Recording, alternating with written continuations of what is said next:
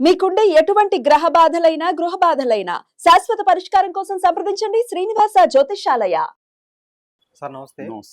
ADR అనే సంస్థ అసలు ముఖ్యమంత్రులు క్రిమినల్స్ ఎంతమంది ఉన్నారన్నది ఒక లిస్ట్ లాగా తయారు చేస్తే, సర్వే చేస్తే అందులో మన తెలుగు రాష్ట్రాల నుంచి ఇద్దరు పేర్లు కూడా వచ్చాయండి.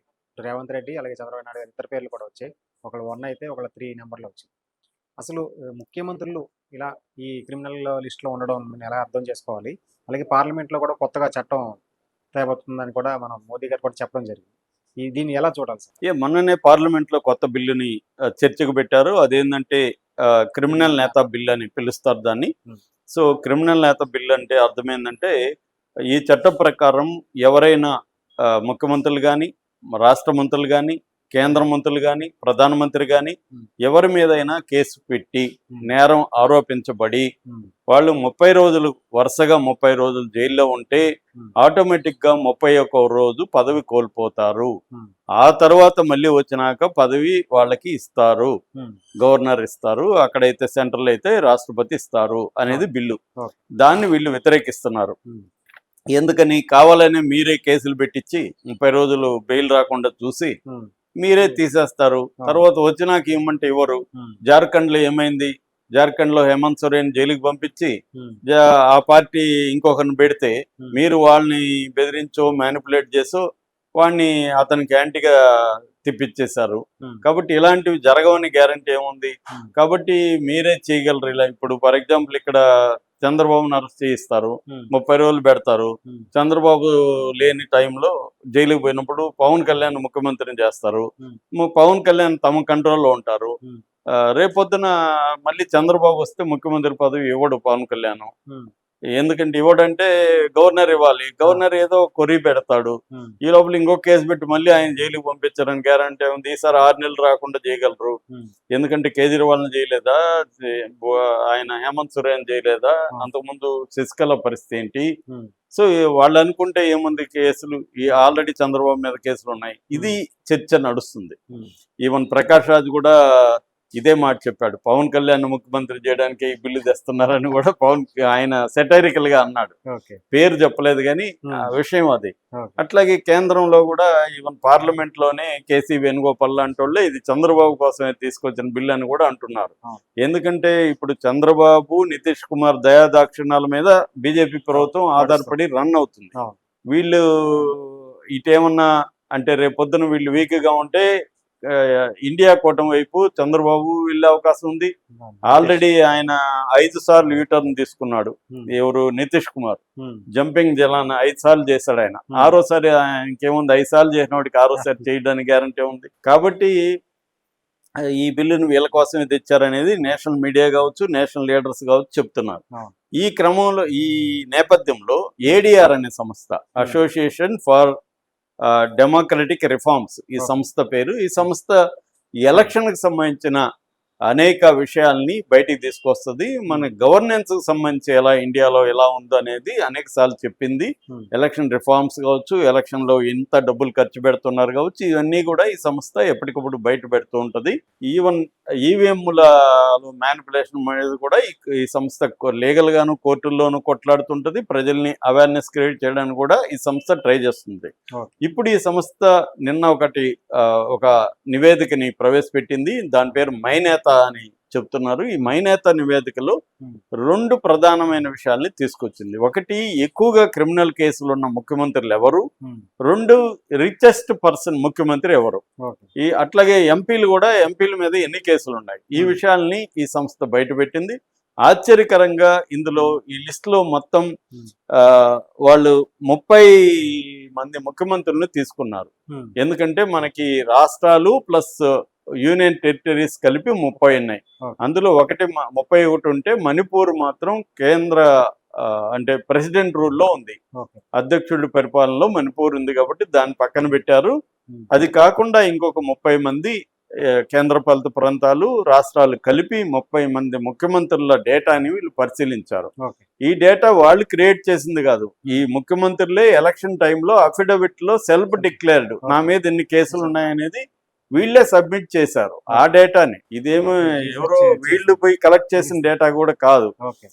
ఎలక్షన్ కమిషన్ దగ్గర అడిగి తీసుకున్నారు వీళ్ళు అఫిడవిట్లు మనకి ఆన్లైన్ లోనే అఫిడవిట్లు అన్ని దొరుకుతాయి. సో ప్రతి క్యాండిడేట్ కూడా తనకి ఎంత ఆస్తులు ఉన్నాయి, తన భార్యకి ఎంత ఆస్తులు ఉన్నాయి, తన మీద ఎన్ని కేసులు, ఎలాంటి కేసులు కూడా పెట్టాలి ఎలక్షన్ కమిషన్ కి.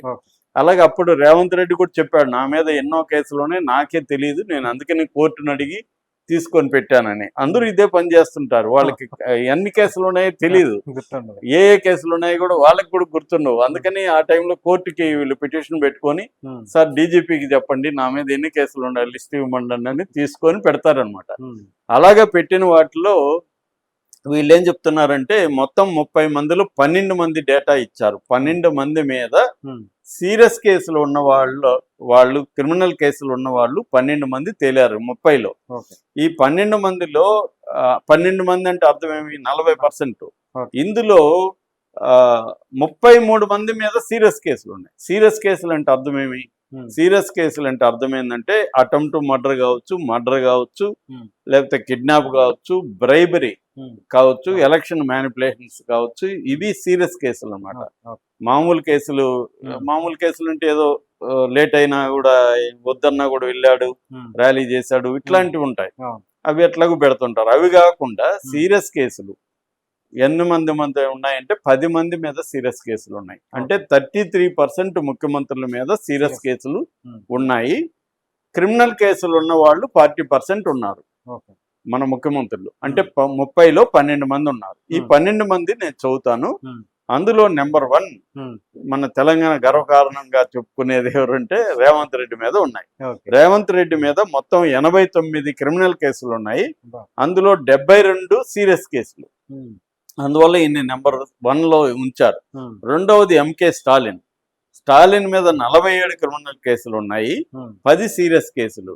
ఎందుకంటే స్టాలిన్ కేంద్రంతో గట్టిగా పోరాడుతున్నాడు కాబట్టి స్టాలిన్ మీద కేంద్రం ఎక్కువ కేసులు పెట్టినట్టుగా అర్థమవుతుంది. మూడోది ఆంధ్రప్రదేశ్ సీఎం చంద్రబాబు నాయుడు మీద 19 క్రిమినల్ కేసులు ఉంటే 2 సీరియస్ కేసులు, అంటే బ్రైబరీ అట్లాంటివి, మేబీ స్కిల్ డెవలప్మెంట్ అవి ఉండొచ్చు. 2 క్రిమినల్ కేసులు ఉన్నాయి, 2 సీరియస్ కేసులు ఉన్నాయి. సిద్ధరామయ్య కర్ణాటక, ఆయన మీద 13 క్రిమినల్ కేసులు ఉన్నాయి, 4 సీరియస్ కేసులు ఉన్నాయి. నెక్స్ట్ హేమంత్ సోరెన్ జార్ఖండ్, ఆయన మీద 5 క్రిమినల్ కేసులు ఉన్నాయి, 1 సీరియస్ కేసు ఉంది. 6 మహారాష్ట్ర దేవేంద్ర ఫడ్నవీస్, ఆయన మీద 4 క్రిమినల్ కేసులు ఉన్నాయి, 3 సీరియస్ కేసులు ఉన్నాయి. తర్వాత హిమాచల్ ప్రదేశ్ ఎస్ఎస్ సుకు, ఆయన మీద 4 క్రిమినల్ కేసులు ఉన్నాయి, 3 సీరియస్ కేసులు ఉన్నాయి. తర్వాత కేరళ పినరై విజయన్ 2 క్రిమినల్ కేసులు, 2 సీరియస్ కేసులు. తర్వాత సిక్కిం పిఎస్ తమాంగ్, ఆయన మీద 1 criminal case, 0 serious case. Punjab ముఖ్యమంత్రి భగవంత్ మాన్, ఆయన మీద 1 criminal case, 1 serious case. Odisha ముఖ్యమంత్రి ఎంసి మజీ, ఆయన మీద 1 క్రిమినల్ కేసు, 0 సీరియస్ కేసు. తర్వాత రాజస్థాన్ భజన్ లాల్ శర్మ, ఆయన మీద 1 క్రిమినల్ కేసు, 0 సీరియస్ కేసు. ఇది మొత్తంగా 12 మంది మీద సీరియస్ కేసులు ఉన్నాయి. ఇందులో మళ్ళీ 12 మంది మీద క్రిమినల్ కేసులు ఉన్నాయి. ఇందులో 10 మంది మీద సీరియస్ కేసులు ఉన్నాయి. సో ఓవరాల్ గా క్రిమినల్ కేసులు ఉన్న వాళ్ళు 12 మంది ఉన్నారు ముఖ్యమంత్రులు అనేది తెలుస్తుంది. దాని తర్వాత రిచెస్ట్ పర్సన్, మళ్ళీ మన Telugu pride Chandrababu Naidu, richest CM అనమాట. 931 కోట్ల 80 లక్షలు ఆయన ఆస్తి, ఆయన డిక్లేర్ చేసిన ఆస్తి. తర్వాత కందు అనే ఆయన 332 కోట్ల 6 లక్షలు. తర్వాత సిద్ధరామయ్యకి 51 కోట్ల 96 లక్షలు. అందరికంటే తక్కువ ఉండేది మమతా బెనర్జీ. పూరెస్ట్ సీఎం ఎవరంటే మమతా బెనర్జీ. ఆ అమ్మాయి దగ్గర 51,96,000 మాత్రమే ఉన్నాయి. మొత్తం ఆస్తులే. అంటే ఆమెకి సొంత ఇల్లు కానీ కారు కానీ ఏమి లేవు అనమాట. అంటే ఇవన్నీ కూడా ఏంది, వీళ్ళు డిక్లేర్ చేసింది. వీళ్ళు ఎప్పుడు అబద్ధాలు చెప్తారు. వేల కోట్లే ఉంటాయి వీళ్ళందరికీ. చంద్రబాబుకి వేల కోట్లు లేవా, జగన్కి వేల కోట్లు లేవా, రేవంత్ రెడ్డికి ఉండవా, కేసీఆర్కి ఉండవా? వేల కోట్లు లేకుండానే వీళ్ళు ఇంతంత సామ్రాజ్యాలు మెయింటైన్ చేస్తున్నారా, అది అందరికి తెలుసు.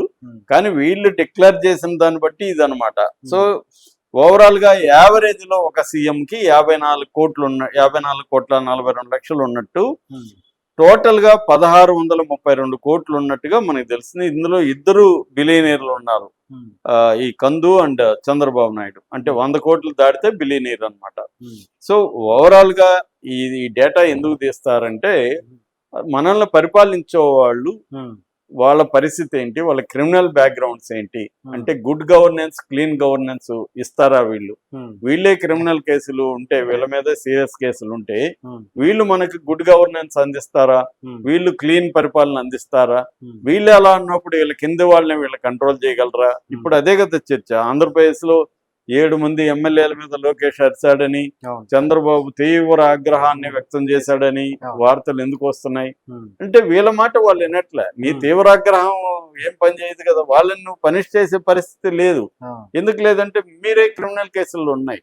అందుకనే బీజేపీ కూడా బెదిరించడానికి ఏం చేస్తుందంటే, బీజేపీ ఏతర ప్రభుత్వాలు ఉన్న చోట ఈ చట్టం తీసుకొచ్చి ఎవరైనా తమ మాట వినకపోతే వాళ్ళ మీద కేసు పడేయడం, వాళ్ళని 30 రోజులు జైల్లో పడేయడం, వాళ్ళని బయటపడేయడం, పదవికి బయటపడేయడం అనే ఈ కాన్సెప్ట్ లో బీజేపీ ఉంది. అందుకనే ఆ చట్టాన్ని వీళ్ళందరూ కూడా వ్యతిరేకిస్తున్నారు. కానీ మరి చంద్రబాబుకి అంత ధైర్యం లేదు, జగన్ కి లేదు, పవన్ కళ్యాణ్కి మన దురదృష్టం అక్కడ ముగ్గురికి లేదు. కాబట్టి ఆ బిల్లుని ఈ ముగ్గురు కూడా సపోర్ట్ చేసినప్పుడు పాస్ అయిపోతుంది ఆ బిల్లు కూడా రేపు. కాబట్టి ఇప్పుడు అది తీసుకొచ్చారు.